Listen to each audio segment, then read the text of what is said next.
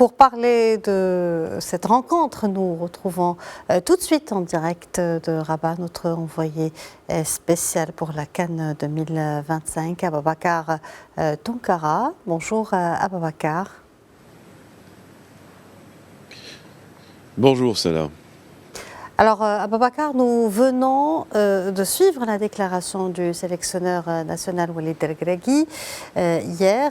Il insiste sur le respect de l'adversaire. Quelles sont les forces ou les points forts de cette équipe, de l'équipe tanzanienne? Sana, comme vous le savez, il s'agit déjà, comme le feu qui est derrière nous, d'une partie aujourd'hui qui se joue de manière décisive, comme l'a dit le sélectionneur. Soit on reste, on passe au vert ou on reste au rouge. Et cette équipe tanzanienne, même si bien évidemment elle est sortie avec 2 points seulement, est une équipe redoutable en face bien évidemment de cette équipe des Lions de l'Atlas, parce qu'elle a tenu tête quand même aux Super Eagles du Nigeria, malgré une défaite de 2-1. Il y a par la suite également un match nul face à la Tunisie, et aussi également un 3e match qui leur a permis, face à l'Ouganda également, de grappiller les 2 points seulement, qui leur a permis donc de se qualifier pour la première fois à une phase de 8e de finale bien évidemment de cette CAN.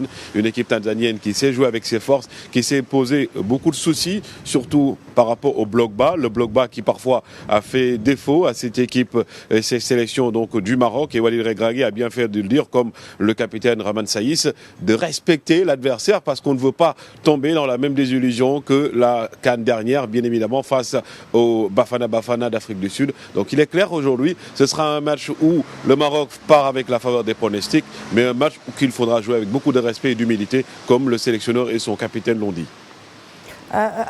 Parlons cette fois-ci des qualités et des forces ou des performances. Quelles sont les qualités et les forces de nos Lions de l'Atlas de l'équipe nationale?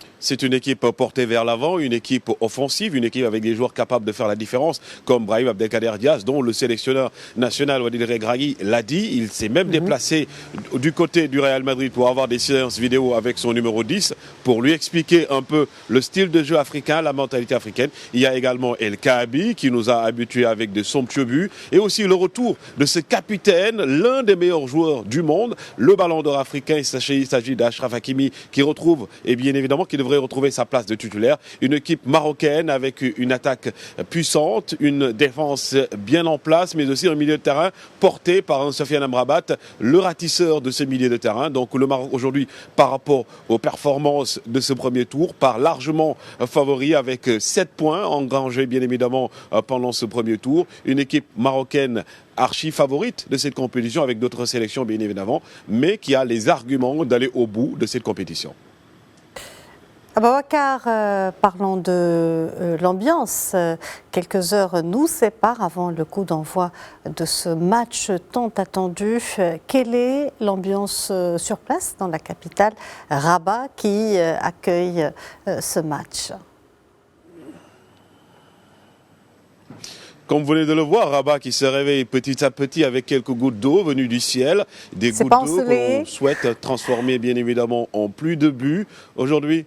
Également, bien évidemment, donc comme on le sait, donc la ville de Rabat qui toujours va porter cette sélection marocaine vers l'avant, une vie qui se réveille lentement mais sûrement, et d'ici quelques heures vous allez avoir l'ambiance partout, parce que depuis le début de cette compétition et depuis cet appel fort du sélectionneur national et de Achraf Hakimi également aux supporters marocains, aux 12e hommes de ces Lions de l'Atlas, de venir chaque fois pendant les matchs porter comme un seul homme cette sélection. La ville de Rabat et le Maroc entier seront derrière les joueurs de Walid Regragui pour porter encore cette équipe vers la 2e étape, qui est donc, on l'espère bien évidemment, les quarts de finale.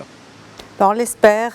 Bonne chance pour nos Lions de l'Atlas. Ababakar Tounkara, merci pour toutes ces précisions. Je rappelle, vous êtes envoyé spécial Média TV à Rabat.